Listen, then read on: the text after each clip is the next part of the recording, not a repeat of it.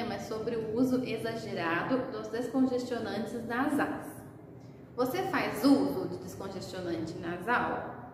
Se sim, por quanto tempo? Uma semana, um mês, um ano ou vários anos durante toda a sua vida? Lembrando que quando falamos descongestionante nasal, eu estou me referindo àquele de cloridrato de nafazolina, que pode ser o Sorine ou o Neossoro.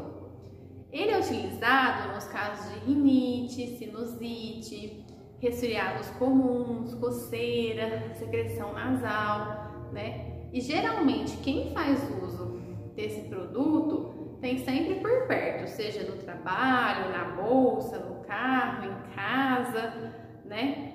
E ele é um produto de muito fácil acesso, porque você pode comprar em qualquer farmácia, não precisa de receita médica e além disso é um medicamento de um custo bem acessível, ele não é caro.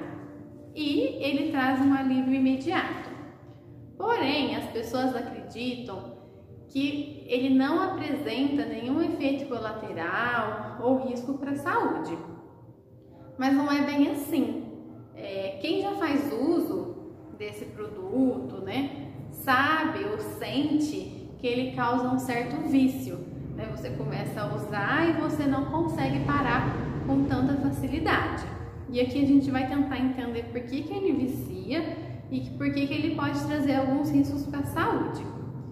Em primeiro lugar, os descongestionantes nasais, eles apresentam algumas substâncias vasoconstritoras, né, que faz com que os vasinhos sanguíneos da mucosa nasal se contraem, que eles diminuam, né? E isso faz com que diminua o edema da mucosa nasal e é como se você sentisse que tivesse mais ar para passar pelo nariz.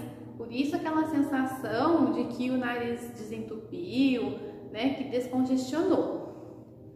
Só que o uso crônico desses descongestionantes podem causar a rinite medicamentosa, porque com o passar do tempo, usando esse medicamento, a mucosa do seu nariz, ela vai se modificando, né? E aí pode causar o que a gente chama de rebote nasal, ou seja, a gente usa descongestionante, sente um alívio muito grande, porque ele abre o nariz e facilita a respiração, mas depois de algum tempo usando, quanto mais você usa, menos efeito ele faz, né? E assim ele vai piorando a obstrução nasal ao invés de melhorar.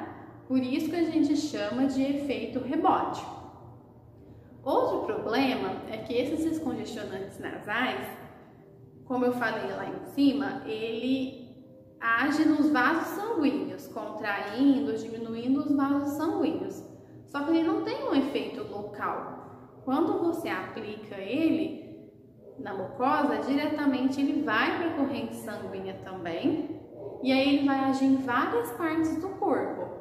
Então, por exemplo, o descongestionante nasal ele pode aumentar a pressão arterial. Quem já escutou isso? Por quê? Aí está a explicação. Porque nós temos os vasos sanguíneos, né, no corpo todo, mas também no coração. E como ele tem essa função de vasoconstritor, ele vai contrair os vasinhos do coração. E isso pode fazer com que aumente a pressão.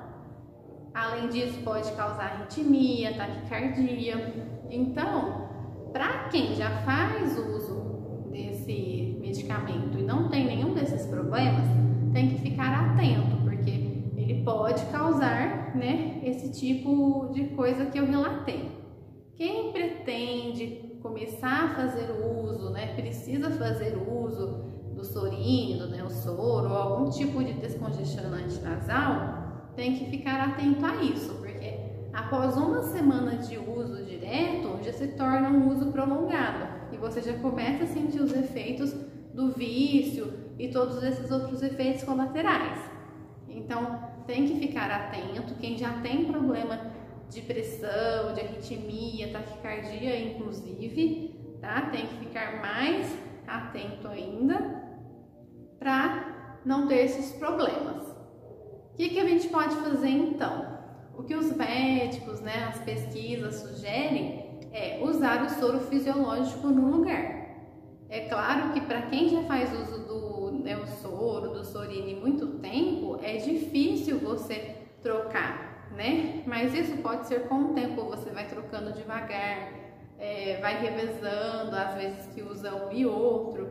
Mas para tudo isso, você pode ter o acompanhamento e deve, né, de um profissional da saúde, seja o médico, seja o farmacêutico, alguém que vai te orientar e vai te ajudar nessa questão.